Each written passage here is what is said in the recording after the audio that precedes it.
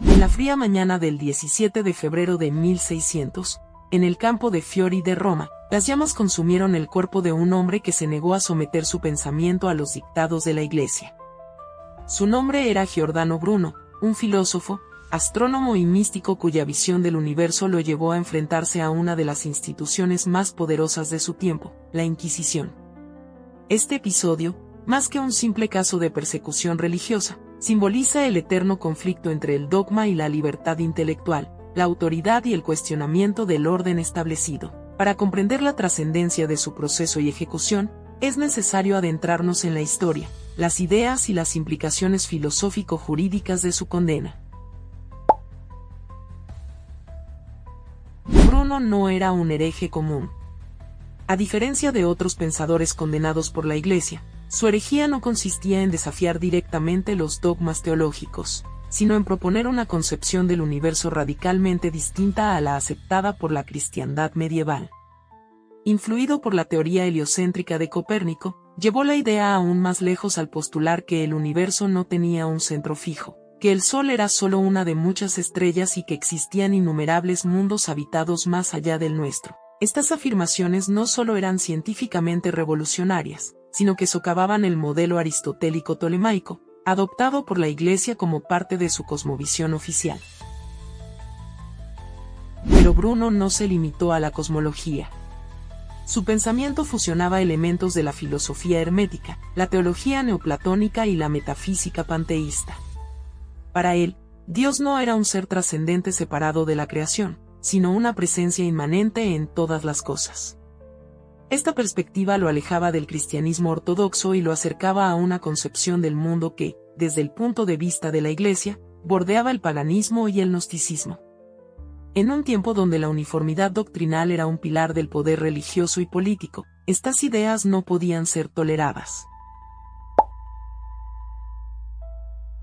Bruno llevó su pensamiento a distintas ciudades de Europa, siempre perseguido por la intolerancia de la época.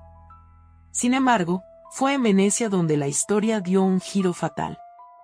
En 1592, fue arrestado por la Inquisición veneciana tras ser denunciado por Giovanni Mocenigo, un noble que inicialmente lo había protegido pero que, temeroso de sus enseñanzas, lo entregó a las autoridades. Durante meses, Bruno fue interrogado y sometido a presiones para que abjurara de sus ideas. En 1593, fue trasladado a Roma, donde enfrentó un juicio que se extendió por 7 años. El proceso inquisitorial contra Bruno fue extenso y meticuloso. Se le imputaron múltiples cargos de herejía, incluyendo la negación de la Trinidad, la afirmación de la infinitud del universo y la multiplicidad de mundos, así como su visión panteísta de Dios. Sin embargo, los documentos detallados del juicio se perdieron durante las guerras napoleónicas, lo que deja ciertas incógnitas sobre los argumentos exactos de la defensa de Bruno. Sabemos, no obstante, que se le ofreció la posibilidad de retractarse, lo que le habría permitido salvar su vida. Pero Bruno, fiel a su pensamiento, se negó. Se dice que al escuchar la sentencia de muerte, respondió con palabras que resuenan hasta hoy. Tal vez ustedes sienten más temor al pronunciar esta sentencia que yo al escucharla. El 17 de febrero de 1600, Bruno fue conducido al campo de Fiori, donde fue quemado en la hoguera. Para la Inquisición, su muerte era un escarmiento, una advertencia para quienes osaran desafiar los límites del pensamiento impuesto. Pero lejos de extinguir su legado, su martirio lo convirtió en un símbolo de la lucha por la libertad de pensamiento. El caso de Giordano Bruno representa un punto de inflexión en la historia del pensamiento occidental. Su condena no solo marcó el enfrentamiento entre la autoridad eclesiástica y el pensamiento racional, sino que también planteó interrogantes fundamentales sobre la relación entre el poder y la verdad, la libertad de conciencia y los límites de la coerción ideológica.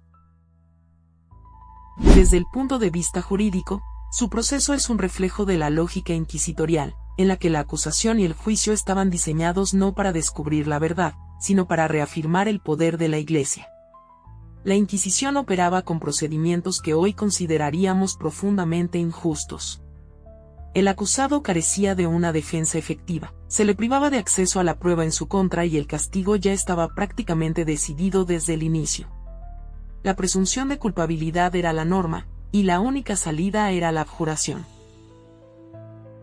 En términos filosóficos, su muerte puso en evidencia el costo del dogmatismo y la intolerancia. La condena de Bruno no solo fue la ejecución de un hombre, sino un intento de sofocar una manera de pensar que cuestionaba la estructura misma del conocimiento y el poder. Paradójicamente, el intento de la Iglesia por silenciarlo terminó por inmortalizarlo.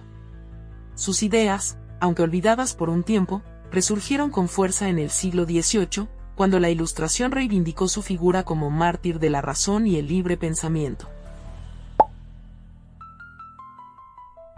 Hoy, Giordano Bruno es recordado como un pionero del pensamiento moderno, un hombre cuya visión del universo anticipó muchos de los descubrimientos que transformarían la ciencia en los siglos venideros. Pero más allá de su contribución a la cosmología, su historia nos recuerda el precio que, en muchas épocas y lugares, han pagado quienes se atreven a desafiar la ortodoxia establecida. Su vida y su muerte son un recordatorio de que la libertad de pensamiento no es un derecho dado, sino una conquista constante.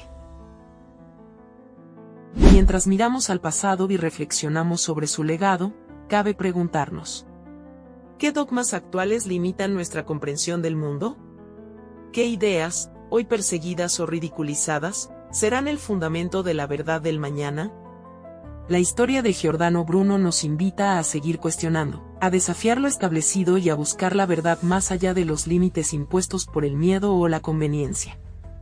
Porque, al final, el fuego que intentó destruirlo no hizo más que iluminar el camino de las generaciones futuras.